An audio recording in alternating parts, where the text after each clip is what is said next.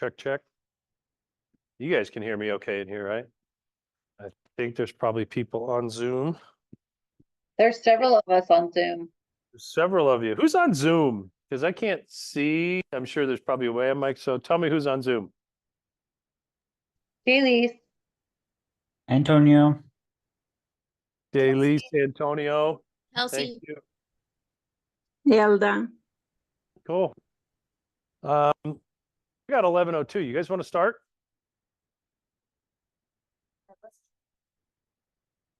Welcome to team meeting. Oh, it's some bucket fills. Let me start with bucket fills. Don't all talk at once. Any people in Zoom land got a bucket fill? I have a bucket fill. This is Dailies. I just wanted to say I just came home from visiting my family and going to my 40-year high school reunion in the Midwest, and it was absolutely fantastic. And I came away with the feeling that relationships are the most important thing. Nice.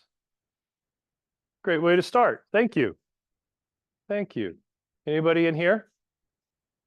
All right, I'm going to fill a bucket today, and I'm going to fill a bucket for all of you peeps in here at KW South Valley for keeping me out of hot water with the division, because you guys are doing such a great job doing everything you're supposed to, documenting and that. So I appreciate it because it does make my life easier. So thank you all. Okay. Anybody else?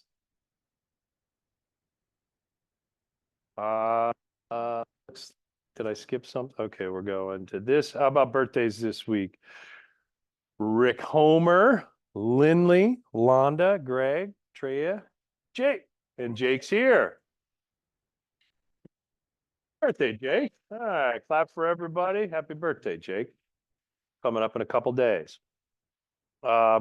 Anybody here that wants to report on their group for the 75 Hard Challenge? That blue group is rocking it, followed by orange, then red. Okay, how's everybody doing with that? Anybody here competing or involved in 75 Hard that wants to say anything about it? All right. I'm in the routine, but I'm not helping them do that. Thanks for the honesty, Robin. You're attempting it. Okay. Thought I would attend, but I just going through a bunch of stuff and I'm not. I did like 3 days. Okay. All right. 3 is better than 0, right? And you can always reset and do it. Point is, I think with launching that, my personal opinion is being through a lot of different markets over my years that we're in a market where you got to work a little harder. Let's call it what it is. You know, it takes a little bit more. We've got less transactions going on, and every day you've got to be looking for that next deal, right? Whether it's buyers, sellers, and there's a lot of different ways to do it that we can talk about. We've got a lot of good training classes, and 75 Hard is just a good accountability program to be able to do that. So, okay. Barbecue and bags. You guys know what this is tomorrow? All right. So what we're doing this for, you come eat food for free. It's fine. If you want to make a donation to KW Cares, we're going to do some cornhole. Okay, a little bit of competition. Looks like, I think it's $20 to play cornhole. I want to tug at your heartstrings a little bit. You guys pretty familiar with all that stuff that's going back from Hurricane Helene, North Carolina, Tennessee. I don't want to leave any places out. Okay. Imagine that if you were living there and you were in real estate. Do you think anybody's selling any houses right now? No, business is paused. You know, it's not happening. So KW International, KW Cares, right? The international, donates a lot of money specifically to KW family members, okay, to help them out. And that's why we donate this money. They collect it, they invest it, that pot grows. So when we have these natural disasters or families run into an issue, that they can get some help. So it's us helping each other, right? We have KW Cares here. As you guys may know, we have a subsidiary that is KW Cares. So this cornhole tournament, and then you're going to hear about a pickleball tournament. We're going to be raising money. Guys, there you go. Yep. And I encourage you, come tomorrow, have something to eat. We want to raise, we can do, they're saying $500. Let's do 1,500. Okay. As an office, a lot of people that need our help. I don't have to talk to this company about what it means to be a charitable giver. you know, what it is for your heart, but there's a lot of people that need us right now. Yes, absolutely. Donate anytime, any type of charity, they'll always take your money. Okay. So please come. And it's an office event. Come mix, mingle, have some food. We've got everything sponsored. We got some prizes, but ultimately we want to, you know, at least do $20, enter some cornhole. Is anybody here like a cornhole champion? Competitive cornhole player? I actually be Kenya. All right. So Kenya, if you hear this, we better see you tomorrow. So guys, 3 to 7 tomorrow. Again, we're going to have some limited parking, and as you know, it looks like we've got permission to park at the church up there. And so please just be aware of that. Okay, again, multiply the rally our region for KW Cares. This is just bear with me a little bit, a couple things going on. Market Center Training Room, Tuesday, October 15th. Challenging market, leads, listings, leverage, right? You guys have heard that. It's kind of like the core of the MREA book, leads, listings, leverage. Who wants to make more money in this business? I should see everybody's hands up, right? Okay, including mine, right? You gotta, in order to get listings, in order to get buyers, what do you gotta get first? Appointments, leads, right? A lot of different words for it. How do you do that? Yeah, we used to call it, they don't call it that. Back in the day, we always called it prospecting, the P word. Okay, good. Prospecting, lead generation, networking. Is it all the same thing? Okay, got to be out talking to people. And like we talked about in the beginning, or I mentioned, you got to be doing a lot more of that. I really think as an agent, at least in my own business, I have to do a lot more prospecting to get the same amount of deals that I did 2 years ago, 3 years ago, or, you know, even going back to 2019. Okay. So keep an eye on the calendar. I'm the new guy here, right? As the broker, I've been with the brokerage for a long time, but when it comes to the internal workings, I'm still my get out of jail free card is that I'm still the new guy. And so trying to figure out, we got a lot going on. We got different Keller Williams offices. We've got training classes. For me, what I've really gotten is those Monday emails that go out to the office is a great resource. I can go out, I can search and look from a week or two ago. And I can see what's coming up, what's in the office, and also the calendar on the Home Hub, right? So if you're feeling inundated, I'm going to just refer, keep an eye on that monthly. Is everybody in here getting the weekly email that comes out on Monday from the office? Okay. Is anybody, you'll be my favorite person for the rest of the day if you can tell me what my broker moment was on my video a couple weeks ago. Sorry, Mike. Okay, I'm leaving. Well, we're going to talk about it today. But guys, here's the thing with it. As a broker, in a perfect world, I'd love to send a video. I think videos are just a little bit, I can use the screen, I can go through the documents, and I can do better than I can sending out an email. Perfect world, I'd hit all 278. Busy, we've got a lot going on. So if you got a question, what are you going to do? You're going to call Mike. But also look at those resources. If you call me, I might send you a video, just, you know, you through that. We're going to talk about the last broker moment that I did today. So, look at that. KW South Valley newsletter. If you're not getting it, QR code. Okay. All right. Mastering here. We're going to hit the meat and taters, if you will, mastering real estate contracts and compliance, couple different, topics for today. Let's start with, and Aaron is in here. Aaron, I want to go to, can I just click anywhere to go to the MLS? Nope, that's not. Remember I promised you guys when I started in May, I would get better at, oh, click escape. Sorry, I thought you said click to screen. Okay. Deal, thank you. All right, guys, we've had, let's call it 2 months. We've had 60 days with these new forms. How's everybody feeling? Any feedback, challenges, thoughts? Talk to me. You guys, we got new forms, right? We got a new listing agreement. We got a new buyer broker and some addendums. Kelly, I saw your hand, then I'll hit Erica. Oh, just one question, because I want to make sure that I'm doing it right though, but in one of the classes, Nick Gonzalez mentioned that in I don't have my sections memorized. I think it's 2.1. Okay. Where you put what you're charging, and then the second obviously has what you would give to the sellers.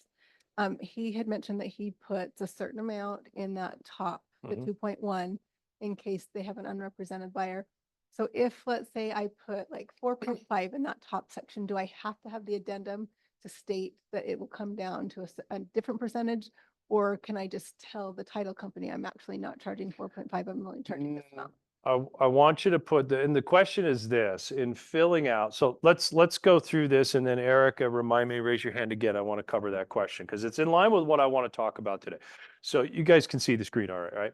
So we got the new ERS, exclusive right to sell, and it breaks out in section 2.1 of what we are charging the seller. Okay, and in the beginning, we've changed a little bit, and I got something to make it easier. But let's use this example where I say, I'm going into this listing appointment and I'm going to charge the seller 3%. Or if I'm in the mindset that I always charge 6%, that was set for me, not set by any what? Board, association, MLS, blah, blah, blah. And then I need to talk with the sellers. That's the seller's brokerage compensation. If I put 3 in there and I talk to the seller about the benefits of cooperative compensation, allowing me as the agent to do what? What is this section 2.2? It says I'm authorized to advertise or communicate that the seller and the company is offering to pay compensation to the buyer's brokerage in the amount of up to. And within that, it also means that I can enter into, on my seller's behalf, a real estate brokerage compensation agreement with Shelley. Okay? So it gives me authorization. The seller's doing it. I'm having a good communication with my sellers. What does this mean? Folks, the old way we did it is you agreed to allow me to split my commission in half. So I collected 3, and then the other 3 was paid via the multiple listing service. We're essentially doing the same thing. I just can't put it on the MLS. And then there's a brokerage compensation agreement that I can sign between myself as the listing agent and Shelley at the buyer broker, right? And you get that paid. So I'm having that conversation with my seller. Remember in the beginning of this, said we got to have better conversations with our sellers. This is what it is. My experience in the short time we've had these with listing clients has been, okay, great. And I've had some of them that were mad that we can't put it on the MLS. They want to sell their home. I've also had some that have said, not sure about that. Talk to me about that a little bit more. Do I have to pay 3? Can I pay yet less? Yes, you can. Yes, you can. Let's talk about it. Okay. So if I did that, 3% and 3%, and that's all I did. And Shelley, I'll put you on the spot. I get a call. You're the listing agent, and you get a call on the weekend from an unrepresented buyer that's hot on this, cash buyer. They don't have an agent. They want to write an offer on the house. You say, okay, terrific. I'll meet with you. You show the house. They ask you to write up the offer. You say, okay, well, let's just sit down at the kitchen table. And the first thing that Shelley's going to do is going to have them sign what? Unrepresented buyer disclosure. Definitely going to have that before you write the offer. Unrepresented buyer disclosure that basically tells the buyer, Shelley, I'm the listing agent. I represent the seller. You are choosing to not be represented. You have the right to do that.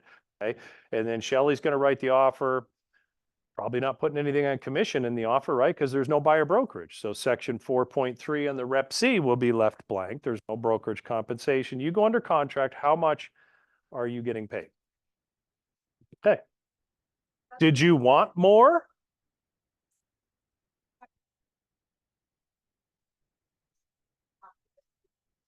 Yes. Yes, you can do it one of 2 ways. And for those of you that were here in the beginning where we talked about a lot of scrutiny on us from class action attorneys, Department of Justice, looking at see how us realtors as an organization are going to react. We always thought, well, better to go high and then go low. Okay. And what that meant is, let's say that I told them, and some of the examples we used a couple months ago, I charge 4.5% if it's an unrepresented buyer. And then you're allowing me to offer 3% out to another buyer broker. Guys familiar with section 2.3 where it adds them together?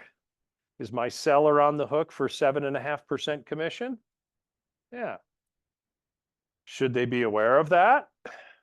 Is that your intent? No. No. So we had this convoluted way the last time is we could do this addendum that said, in the event that the buyer accepts an offer from where the buyer brokerage is being paid, going to make it a lot easier for you now. This is how I do it. And we got this guidance from UAR to make it simple. In other words, we got 3 and 3, right? And then I always do an addendum to my listing agreement. And the first one that can point it out. So I can simply do this in section 1. In the event the seller accepts an offer from an unrepresented buyer, the seller's brokerage fee in section 2.1 shall be 4.5. It's a lot easier, isn't it, guys? Yes. Sorry about last time. We were just uber cautious about going from high to low, but we got some guidance from UAR to where they said, make sure you get it in writing. So I'm explaining to my folks, this is what I'm charging in section 2.1. I'm really charging you 3%. You're allowing me to offer 3% to a buyer broker. But in the event that a buyer shows up that's not represented, it's a lot more work for me. So I charge a 1.5% babysitting fee. And I talk to my clients about that a little bit, right? So they understand. And my experience, they do. They do. Could you go the other way and start at 6 and do 3? I don't care how you do it, but if you can't explain it to your sellers, you have a problem. I think this is the easiest way to explain it. Make sense? Everybody's nodding head. That's just a regular, well, good question, Tammy. I'm glad you brought that up. Which addendum is this? Is this just a regular old addendum? Addendum to the, use the right addendums, guys. You have a listing agreement and you also have an addendum to the exclusive right to sell. You have the,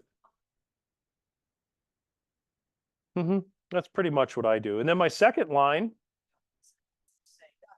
who can tell me?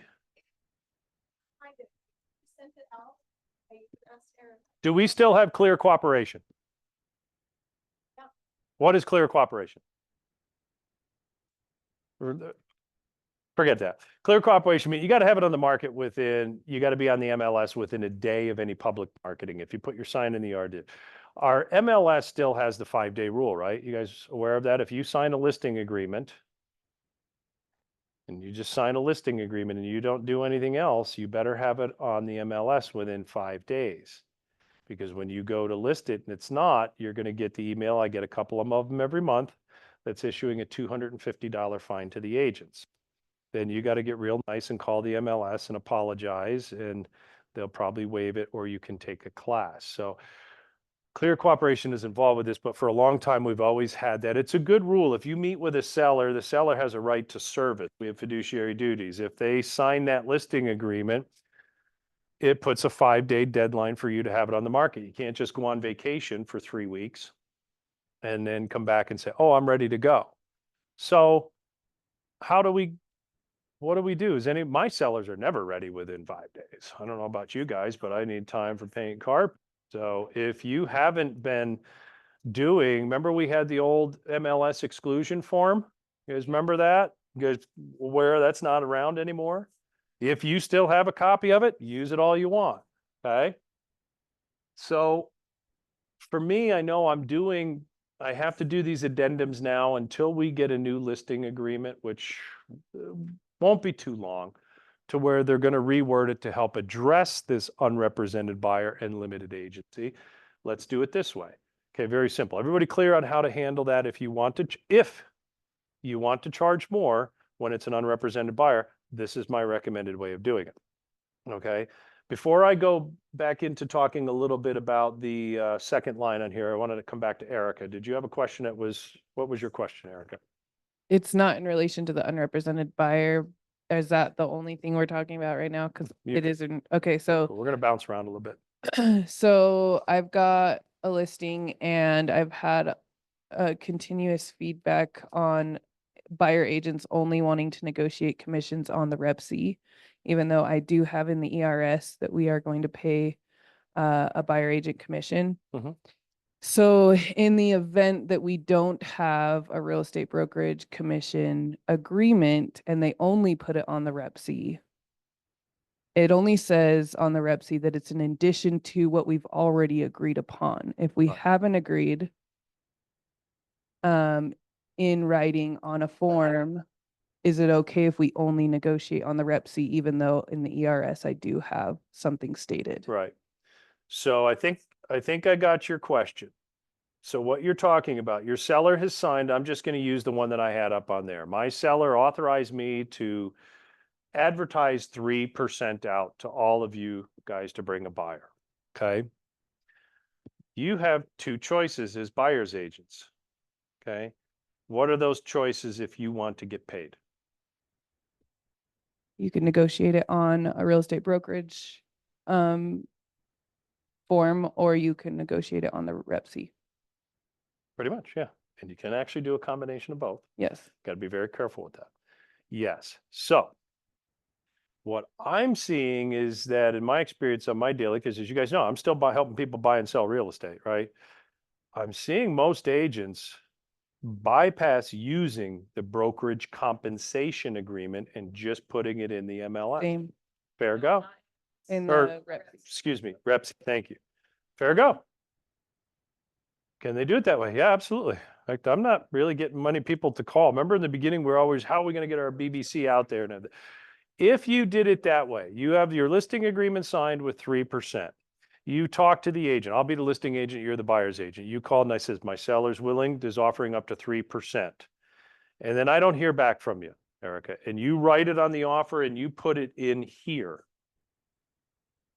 What if that conversation was over text? That's fine. Will you text? So I texted Instead of it a to- verbal, I texted it to yeah. you that we're offering 3%. Okay. And then you write it in here, 3%. Send me the offer and I'm meeting with my sellers. What form are you looking at? That's the REPC, Okay. section 4.3. Yep. Okay. My seller's paying you 3%. I'm not. Do you and I have a brokerage compensation agreement in place? No, but over text, you have some sort of agreement. Does that hold any? Nope. Okay. And if they do, let them sue us and Okay. see how it goes. Verbal, in writing, guys, no. Don't let people bully you into that. Verbal contract, all that stuff. I'm not an attorney. I'm not worried about it. Okay. So if you've offered that out and they don't choose to put it on the real estate compensation agreement, don't be worried. Okay.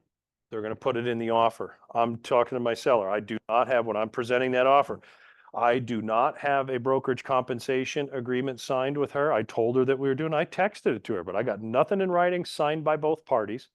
So therefore, Mr. and Mrs. Seller, that they are putting the commission in section 2.2 that were offered out is now being put in the REPC. So it's not me paying it as a broker, it's you paying it directly to the buyer's brokerage on that. And we're only obligated to 3. Yeah. Okay. Clear on that? Questions? Robin? Aware of, there are people not seeing. Yeah, so we can, thanks for the mics.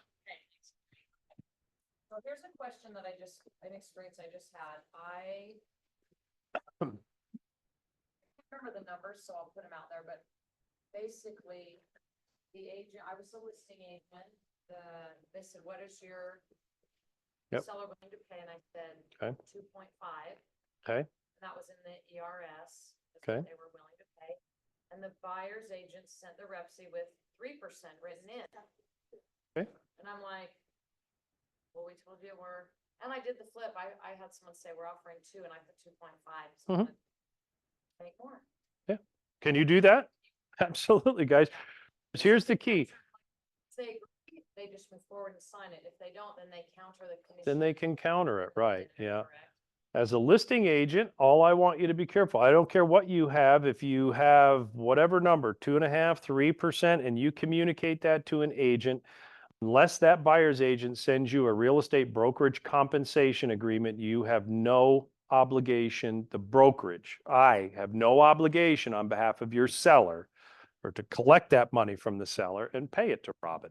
We do not have an agreement in place. That's the difference from when it was just at the bottom of the MLS, used to be BAC, and then they changed it to BBC. That was enough protection to where I owed that to you with nothing else being done. Part of the settlement is to make everything negotiable. So as a buyer's agent, if I tell you that we're offering 2.5 and you write 3 in there, that's fine.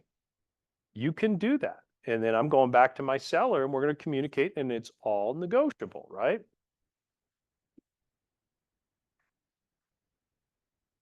I closed on last week and they were only willing to pay a 30%. Mhm. They asked for 0.5% there, so at that point, I just went back to the seller and said, are you willing to pay the section 2,000, or whatever it Mhm. was to get it done? Yeah. Upfront, they pissed, like, Right. So it's a little different. Understand it's a little different, but the commission now for at least my almost 30 years in this business, everything we were trained, is you never put commissions in the contract. Here they are. Okay. Pedro. Can you hand the microphone back, please? Thanks, Pedro. Thanks. So the people on Zoom can hear. Let's use the microphone. Thank you.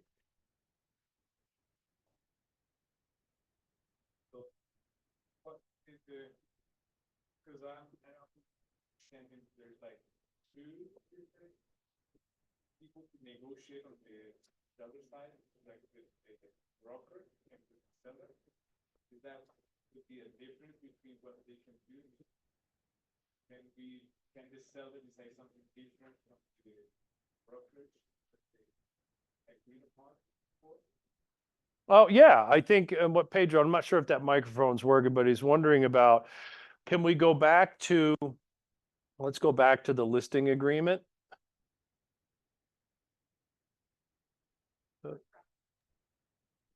Please repeat his question. It Oh, didn't yeah. come across very well. So Pedro, I'm not sure if I've got your question correct, but is there negotiation between you and the seller on what you're charging and what you're allowed to offer out as cooperative compensation? Yeah, let's say on the buyer side, what would be the best practice? I mean, it's enough with the 3% commission on the Repsy, or we should do something like something additional to that. Okay, so we're going to shift gears a little bit. I think what you're asking now is back up. What is the recommended on the buyer broker when you're meeting with a buyer of what you're charging the buyer? Okay, I'll give you my opinion. Start high because you can't go higher. Okay, if you put 2% on the buyer broker and you go to look at a listing, you call me and I say, I'm offering 2.5%. Can you take 2.5% as a buyer agent? No, I can't pay it to you. I won't pay it to you because I don't want to get sued, and you will get sued directly. And then, of course, when you get sued, the broker is. What I mean by that is if you have 2% on your buyer broker and you enter into a brokerage compensation agreement with a listing agent to pay you more than that, or you put more than that in the Repsy, and the deal's going along and it gets to the title company and closes and you're got the extra 0.5%, I'm checking it here. If the check amount that comes into the brokerage is more than what's on the buyer broker, guys, don't make me the bad guy. I cannot pay you. This lawsuit, a class action lawsuit says a buyer broker, buyer's agent cannot receive more compensation than what is on their buyer broker. You cannot do an addendum raising it when you go on contract to receive more. I can't allow it. It's not me being a bad guy. You're in violation of the settlement. And at some point, if that file gets audited, you're going down and I'm going down. And it's not just a division of real estate. This isn't like a division of real estate thing. This is class action attorneys, i.e. even of justice. Don't risk your license. Don't put me in the position to be a bad guy. So Pedro, what I recommend is charge what you're worth. If No. you're worth, or you feel that you can do 4% and a transaction fee, okay, can you tell your people you're willing to work with them? Yeah. Can you put it in writing on an addendum and say that it can go lower? No, you can't. It becomes open-ended. Come back to that. I sign a buyer broker that says 3% plus a $500 transaction fee. My client says, man, I don't want to be on the hook for that. Will you work with me? Yeah, I'll just do an addendum that says buyer broker fee will be whatever the listing broker pays as long as it's not below 2.25. You cannot do that. You just can't do it. Are we clear on that? So, Yeah, probably I, you know, said the question wrong, but my question were more towards what she was saying. Or for example, I talked to the listing agent. The listing agent said, Mhm. yes, we're gonna pay 3%, and then we put 3% on the rep sheet. Mhm. But then the seller said, no, I'm gonna pay just 2.5. they can do that. They can do that. They can do that. So what would be the best practice in order for me to Okay. protect my agreement with the listing agent? There you go. There you go. Thank you. And I'm sorry if I misread your question, but I'm glad we talked about. So before I answer that question, I'm going to come back to the buyer broker. We clear on that? Okay. Whatever you put in that buyer broker, you cannot. We can't modify documents. We cannot do anything. Let's see, look, guys, if we do this the right way, we get class action attorneys off our back. So what Pedro was saying, I'm going to preface this by saying what I'm seeing a lot, and it sounds like you are too, are most buyer's agents, or maybe you yourselves, or if you're listing it, you see most buyer's agents, they might call and ask what the BBC is, but are most people just putting it in the rep C? Would you guys agree that most, they're using it 4.3? Okay. Anybody got an experience of their commission getting decimated when they do that? You start out, you go under contract with 3% BAC, then the buyer does a home inspection, the house needs a new roof, or a buyer asks for $15,000 off.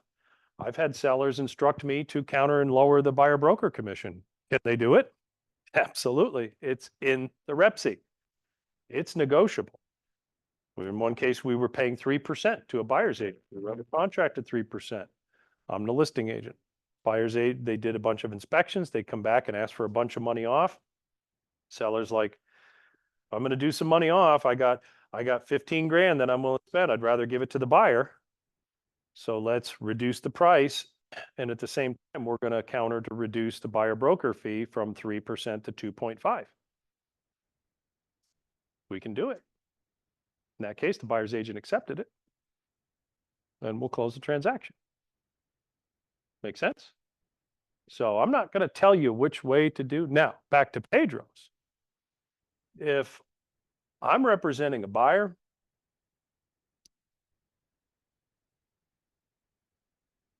and I call Pedro, and I'm going to go show his house. I say, Pedro, your client is, are you or your client offering? And Pedro says, yes, we're doing 3%. And then I'm going to say to Pedro, great, I'm going to show the house. If I send over a real estate brokerage compensation agreement to you, will you sign that? And Pedro says, yeah. So I fill out this form. Okay, you guys, you're familiar with this. And yeah, we put all the dates and stuff, and I put it in here. I got my buyer's name. If I don't know the seller's name, I don't care. I'm just going to put owner of record, but I got all the information I need as the buyer's agent. Seller's brokerage. Hopefully I know my brokerage. Hopefully I know my buyer's name. Seller, again, owner of record will suffice. Term, how long do I want this? For negotiating, I'll probably put 60 days in there. 3%, that's what Pedro told me. He or his brokerage, I'm signing it. I may have my buyer sign it, but I'm probably going to sign it. I'm going to zip it over to you. And I'm going to ask you, would you please expedite that? Because I'd like to show the house and write an offer on it. You going to sign that? Yeah, Pedro signs it. What do I have here, guys? I'm working on the assumption that my buyer broker has 3% on it, okay? I have a buyer broker at 3%. I fill this out, I sign it. Can I have my buyer sign it? Buyer and seller only need to sign this. If Pedro signs it and I've signed it, I now have what we used to have on the MLS, protection. Is this inside the Rep C? No. Is it an addendum to the Rep C? No. This is an agreement. The real estate brokerage compensation is agreement between the seller's brokerage and the buyer brokerage. And in section 2.2 of the Rep C, the seller's given me specific instructions that I can do that. Now, would it be best if all parties sign it at the same time? Yes. This before you submit an offer. Don't make it part of the offer, because if the listing agent doesn't sign it and you make the offer and you've got no commission in 4.3, are you getting paid? No. So coming to I- that, what if, yeah, what if? Pedro, does that? So before we go to the question, there's two ways you can get paid inside the Rep C, or you can be paid outside the Rep C, brokerage to brokerage, the way we did it, in my experience, we didn't have an MLS for 30 years, call it 25 years. We didn't need to have a form. When 6 months ago, if I showed Robin's listing and she had 3% on there, the MLS agreement, broker to broker compensation, protected me that at closing, I was going to receive 3% to this brokerage. Was there any other document that needed to be signed for that to happen? No. We can't put it on the MLS now. We are still allowed to do cooperative compensation. So if Pedro has talked to his seller about the cooperative compensation, now let's say he said 2%. I have my buyer broker at 3%. Even if he says 2%, as a buyer's agent, I'm sending this over. I want that 2% from his brokerage that he's on the hook for if he signs it on behalf of his seller. If I want more, let's say I agree with my buyer broker is at 3%. I've entered into a compensation agreement with the listing agent Pedro. It's only 2%. I'm willing to work with you. What can I do to get, let's say I want another 0.5%. How do I do that? Section 4.3. What do I put in section 4.3? 0.5, because in 4.3, we know this is in addition to, coming back to what you talked about, it's in addition to any other compensation agreement outside of the Rep C, i.e. broker to broker, that is signed. Not a text, not an email. Got it? Pedro, does that? So guys, my preferred way, I would rather get the 3% from him. Then I'm talking to my buyer and say, my compensation is taken care of, just like we've done for how many years? Let's write an offer on the property. Okay. And we'll negotiate it. And The broker compensation 2% and the Rep C 3%, you get 5%. yeah, if I sign, Pedro's a listing agent. He and I have this brokerage compensation agreement signed for 2. I, as the buyer's agent, didn't come to any of my broker Mike's classes, didn't pay attention. And I decided to put 2.5, thinking, well, I'm going to raise that 2 that I'm getting from Pedro. I'll do it for 2.5. And I put 2.5 in the Rep C, and Pedro's seller signs it. I'm getting 4.5%. Am I? Yeah. Yeah. Is the seller on the hook for it and his brokerage on the hook for it? Yeah. Can I take it? Oh, no, no, My buyer broker's only 3. So then I'm calling Pedro and I'm saying, you know what? I'm not trying to cheat your seller. I didn't go to my broker's classes, so I didn't have an understanding on this. Let's you and I talk about this. Really what I'm looking for is you and I signed for 2%. I meant to put in the offer 0.5%, not 2.5. Sorry about that. Can you clear that up with your seller? I just want that extra 0.5%. We good? Okay. Guys, help each other out. Okay, so get the difference between the two ways. My opinion, I would rather have my commission broker to broker, so it's not necessarily part of the purchase contract, because does it have the chance to get reduced? The seller can counter, the seller can do that, and then I got to go back to my buyer and say, he's not willing to pay your 10,000 in closing costs unless I reduce my commission. And yeah, it's going to happen, but that's the part of the settlement. They want it negotiated. Ultimately, the settlement was to drive commissions down, to take money out of your pocket. I don't agree with that. I know you guys don't agree with that. That's what the class action attorneys did. Okay. So if you have the choice, do you see a benefit one way or another? You guys talk to me. Tell me what you think. Mario. So, sorry, not to the bus on the lake, but, and some of the stuff that is kind of gone over my head. Sorry, can you hear me? Hello? We got you now. Alrighty. It's been some time for me, sorry. But just so I can make sure I really understand this. Through the Rep C, you can get paid a certain percentage, which is where they usually come up with that 6% divide in half. One goes one way, one goes the other. Yeah. However, if you have a buyer broker agreement, which is more of a contract between the two brokerages, you could just Real make your estate full brokerage compensation agreement real estate is what you're brokerage referring compensation to. agreement. That's broker to broker. Just it's an escrow instruction. Okay, okay, Mhm. all right. And that would be a secondary method of being able to get paid, Yes. Yes. in which you could completely eliminate getting paid through the Rep C Correct. if you wanted to. Yes. Wow. Spot Okay, on. sure, got it. You guys see a So- benefit? Yes. I'm not seeing a lot of people use it. Listen, as a listing agent, I don't care. Do whatever you want. Me as a buyer's agent, I'm going to call Pedro. And I'm going to ask him, could you please expedite this? As I'm sending it over to his seller doesn't have to sign it. My buyer doesn't have to sign it. I sign it on behalf of my brokerage, and you guys are signature of authorized agent or broker. If you want to send it to me, I'll sign it. You have the rights to sign this. Send it to Pedro as the listing agent for that 3%. When Pedro signs it, we have a bona fide, and again, acknowledgement of receipt between both parties. Good idea to get everybody to sign, but once Pedro signs that, I'm comfortable. I'm like, it's like back in the old days with the MLS. Mike, I have a question on Zoom here. Yep, go ahead on Zoom. Hear me? Can you hear me? Okay. You got it, Jeanette. One of the questions I had was, let's say you call ahead and they say the seller is only going to offer 2%. Don't try and negotiate anymore.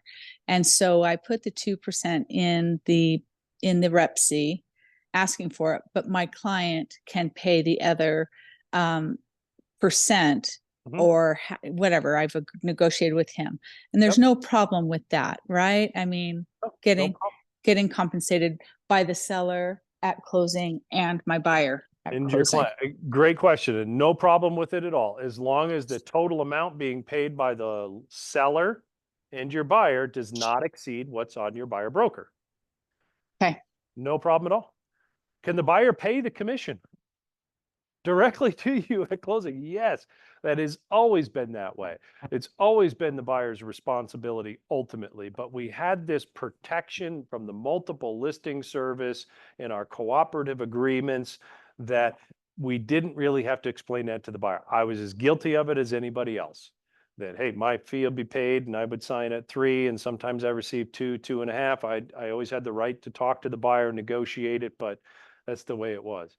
The next best thing, in my opinion, is this real estate brokerage compensation agreement, broker to broker, prior to writing the offer. Tammy. Okay, so I'm going to kind of use Robin's incentive on the new builds.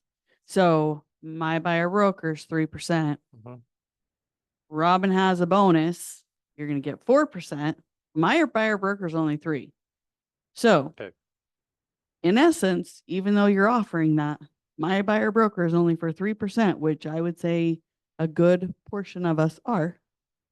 Yep. I still can't get that. So that's not really a benefit to me as an agent. Can you? I can't ask for more. I can't ask for more. Robin just said, can she amend her agreement? Because I'm asking for more. then the buyer. Here's what I'm gonna tell you on that, guy. My rule of thumb is do not modify your buyer broker up. With a couple exceptions. New construction could be one of them. I don't want to go down this rabbit hole too much today, but I'll get some further clarification. Well, I'm seeing it out there more. That's why I want to ask. Like hers Yeah, wasn't. my only my one. opinion to builders and all that we're doing, you guys remember Edge Homes, they were gonna go to 4%. Now they're telling you they'll pay whatever's on your buyer broker. They want a copy of your buyer broker. We can talk about that. But here's the thing on it. No, you can't do an addendum unless, now new construction is one to where, and you're gonna have to take your chances on this of getting sued. But could you do an addendum to your buyer broker that raises it from 3% to 4%? Because there are going to be additional duties over the next 6 to 8 months while the buyer builds the house. And as the buyer's agent and brokerage, we will have to attend more meetings, go to design meetings and blah, blah, blah. You better have a bulletproof case of why you are raising that to get more money for you. Better show up to those things. too. You better show up to those things, and I can't have your back if it gets audited and you have an issue. Could you cancel your buyer broker and sign another one? So when you and I signed a buyer broker, you're the buyer, you're the buyer, I'm the agent. We signed it at 3%. We did it for 60 days. On day 30, we found some new construction. You signed the buyer broker, I signed it. Once you sign a copy of any form, this is not me, this is Division of Real Estate. A copy of that needs to be held into the brokerage. I cancel that agreement because I talked to Robin and she's offering 4%. You and I sign a new buy. We cancel the buyer broker, we sign a new one at 4%. Don't do it. You're going to get nailed. Mike, You're going to get nailed. Again, not me, guys. I just am trying my best to keep you guys in compliance. Maybe 6 months down the road, this might change, but I'm really, really going to be hesitant to sign off on something. If you start with 3%, you better have a really bulletproof reason. It better convince me to sign off on that addendum if you're raising it. New construction, possibly a short sale, but then you never know what you're getting paid on a short sale, so I wouldn't even go down that. The only way I could see you could modify it is if you enter into it. Okay, so just don't do it. Now, other thing too, which I'm kind of okay with, and I don't know 100%. Let's say that we've negotiated this, that you need some more money for closing cost. And you can figure out I probably shouldn't even go into this rabbit hole, but let's say that I did an addendum to raise the buyer broker between you and I from 3% to 4%. But on that buyer broker, I agree to kick back 1% to you at closing to be used towards buyer's loan and closing costs. I'm not getting any more money. I'm doing it to get a deal done. It's rare, but it could happen that way.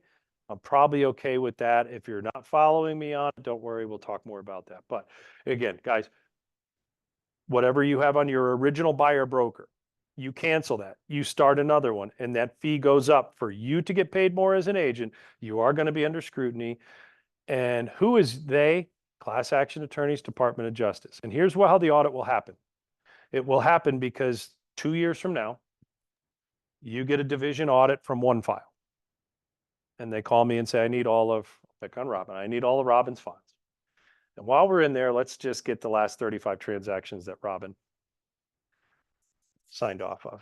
And there's an attorney on the other end. And that attorney's just going to look through all those. You had a buyer broker signed here at 3%. It was then canceled because I have to have that original here or you're in violation of state statute. Here's my new, Do attorneys like to find problems? You guys follow me? Okay, don't modify them. Okay, questions? Erica. Okay, this goes back to the real estate compensation agreement. You've mentioned a couple times that you don't need to have the seller or buyer sign it. I would argue that it's important to have your seller sign it because the buyer broker says up to 3%. So it's still up to Does a say. negotiation. It is. that they could ask for less. And They if your could. seller wants to know what they're actually paying, they They should could. sign that. I'm not going to argue with you on it. Yes. Is it best to get everybody's signatures on it? Yeah. As a listing agent, I'm having good conversations with my seller, telling out flat, if they send me over anything that's, if I have up to 3% on my listing agreement, you send me over anything that is up to 3%, I'm telling myself, I'm signing that because I want to get an offer on your house. Now, if we want more money, we have the chance to negotiate the price upwards, right? To offset. So we can get into a gray area with that. I agree.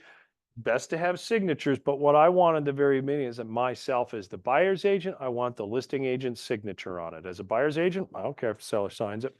If he signs it as the listing agent, I got a good chance I'm getting paid that outside the rep C. Okay? Mike, can I ask a question? Yes.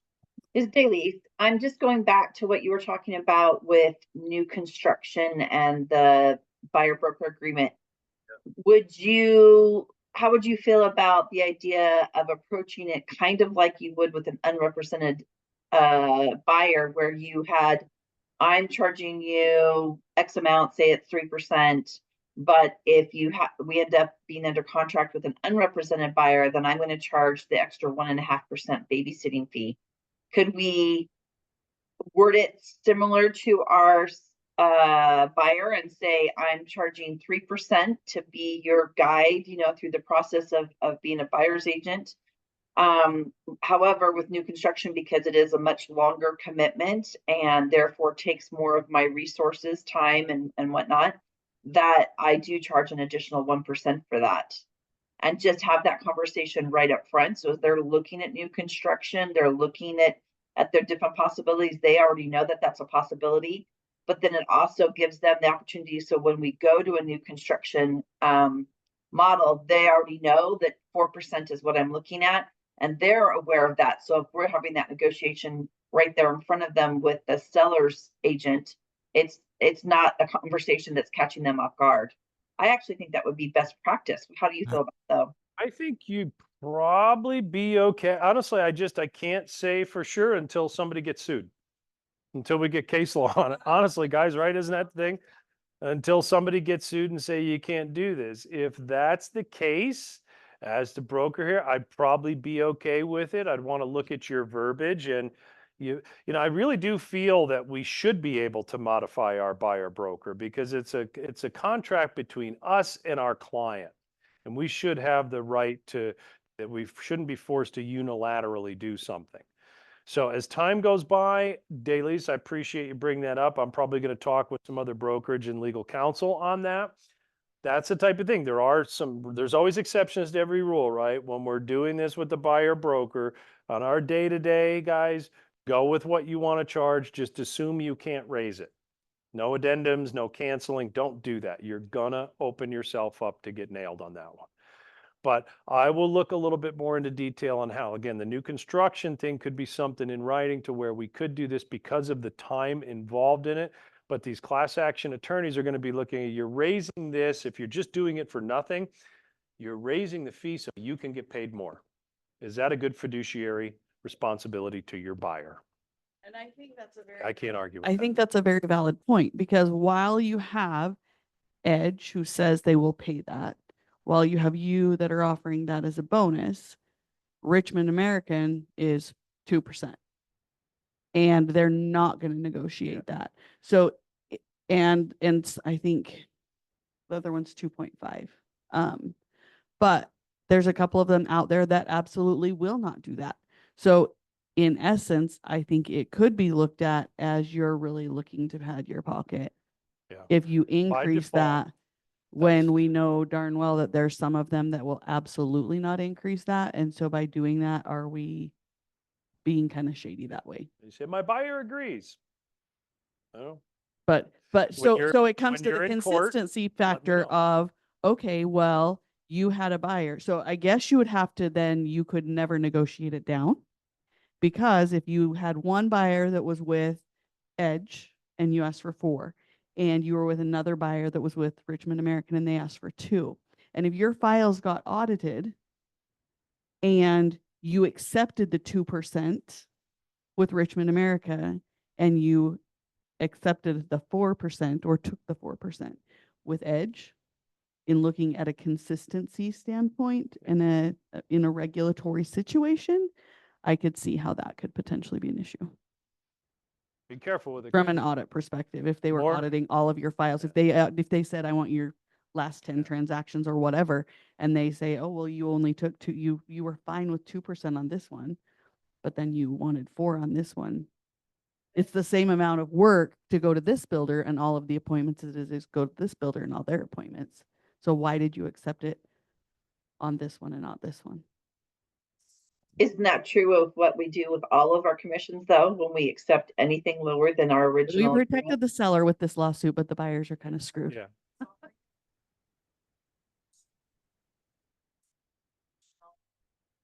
Yeah, they do.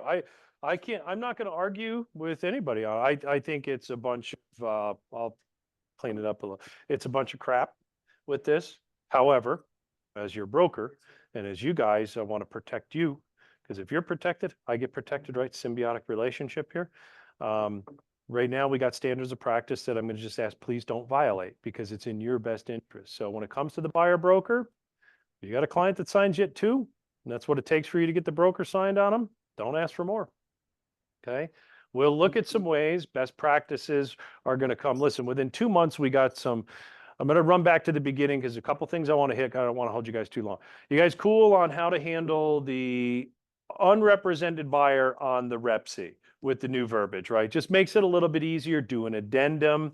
Guys, go back and watch one of my older with that 5-day deal. The reason why I put that in my listing addendum. Should have left all these windows open. You got actually, so I take a listing and I'm not going to have it on the market in 5 days. I don't do anything. I just sign a listing agreement, no addendum. How does everybody think if you go in here and you fill out this form that you're protected? By submitting this form, I certified I've received prior written permission from the property seller to delay or withhold their entering it. So that's why I put it in my listing agreement. You haven't signed it on a napkin. I don't care. It's a little hard to put that into command. So use the right forms. If you use the old one, or if you don't want to have them sign anything, what you need to do in the first 5 days, load it on the multiple listing service, click active, immediately go to active no-show. You will be protected for the 5-day rule. The problem I'm seeing still, agents are not getting written permission from their seller to withhold it for more than 5 days. They're not getting that in writing. They're just going and filling out this form. And that's not enough because look at the bottom of it. In the MLS, I'm sorry, they did a bad job when they took that form away from us. We have to have written permission from our sellers and just think about it. It's a good thing.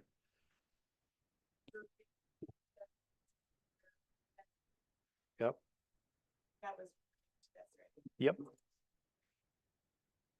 So I'm just telling you, here's my listing agreement. You know, you guys can fill it out how you want. I'm just telling you how I do it. I've always done addendums to my listing agreement. Okay. In the event seller accepts an offer from an unrepresented buyer, seller broker fees in 2.1 shall be, I charge 4.5. That's negotiable. Seller and I can negotiate that. Then seller instructs company to not submit the property to the MLS until the listing is publicly marketed. Then I still got it within 5 days of getting that signed, which I'll tell on myself, forgot to do it in the MLS. I called when it went on. I got the email. I said, I'm sorry, I forgot. I do have it in writing. And guess what they asked me to do? Send a copy of the permission in writing. I had my addendum, sent it to them. Nice lady at the MLS called back. Okay, we'll cut you a break. You had permission. We're not going to find you $250. Okay. Now, Mike, do we need both forms? Then, both forms as in, the addendum that you had them sign that not Yep. to be marketed and the MLS exclusion. But well, just, the MLS exclusion now, where I was at on that, there's no more form. If you have a oh, PDF of the old form, I don't care if you still use it, as long as the seller signs it. But you cannot get it. They do not have it downloaded on here. They went to an online exclusion form. So this isn't anything that you can print out. You fill this in. And what this does, you put the effective date of your listing agreement. And I don't care if you signed it on August 1st, and by the 5th, you put it in here, and you're not ready to list until 30 days later. It's not hurting your days on market. Okay? But I got 5 days from signing it to come in and fill this form out. And lo and behold, look, do not submit the property to the MLS until the listing is publicly marketed.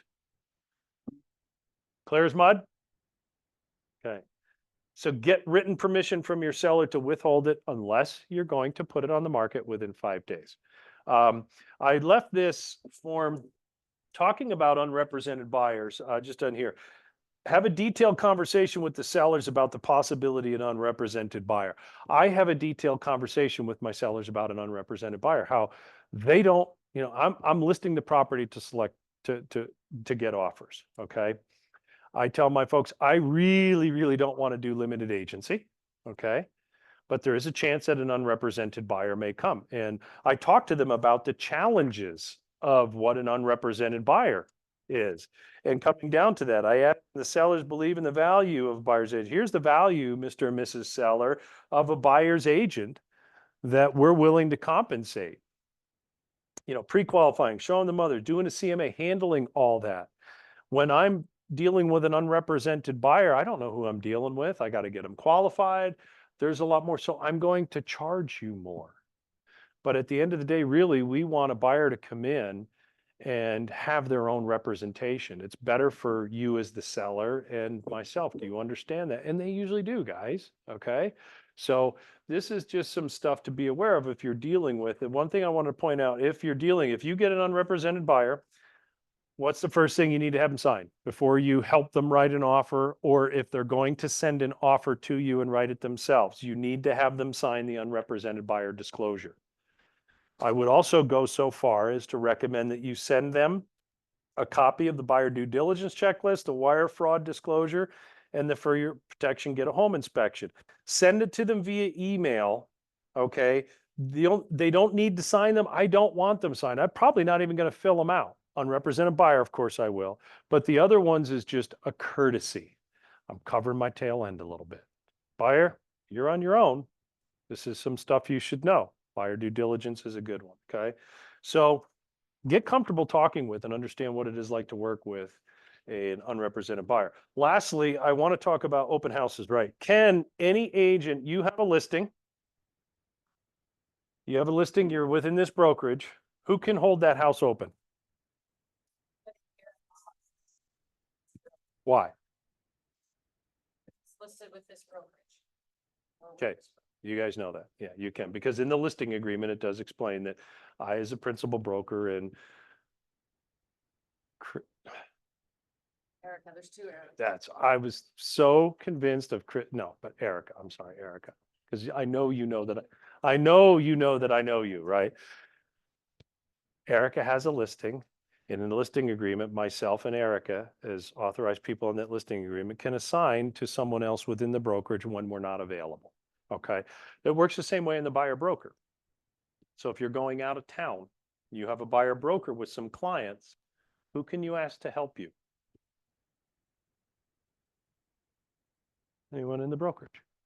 Okay, we got a little protection. Guys, when it comes to open houses, have good conversations with your sellers. Here's what I say. Mr. and Miss Sellers, I don't do open houses anymore. Okay. Because I don't do limited agency. And frankly, I want to avoid unrepresented buyers. But I'm always going to have other agents within my office, on my team, if you will, host those houses open and do some marketing and advertising. And there may be multiple ones. So it's more advertising for us, you as a seller, myself as a listing agent, have more agents working on our behalf, right? We're like, cool, yeah, sounds great. Talk to them about that. Have these conversations. When in doubt, document it. Put it in an addendum. You know, seller understands that you may have some sellers that don't want you to have somebody else other than you. Talk to your client. What does your client want? Okay. Now you're okay. There's some gray areas there, but I'm going to come back to that. So on the listing side, okay, here's the thing. If I have Pedro holds an open house for my listing on it, he's doing all that. All I want Pedro to do is make sure, as listing agents, when someone else in the brokerage is holding the open house and they're doing a flyer, Make sure they've got something in there, listing courtesy of Mike. Listing whatever. I just did a division. That's division of real estate. Make sure that, because if Pedro's doing a flyer on my listing and there's none of my name's not on it, division says, well, is that Pedro's listing? No, not. He's technically a sub-agent of the seller. Okay. So Pedro can hold the open house. Any agent in here can hold an open house on another agent's listing and not need to have the buyer sign a buyer broker. But make sure you're on the marketing, you're doing the right disclosure. Okay. Buyer's agents. Okay. You're heading out of town. You got a buyer wants to see 5 houses. What do you do?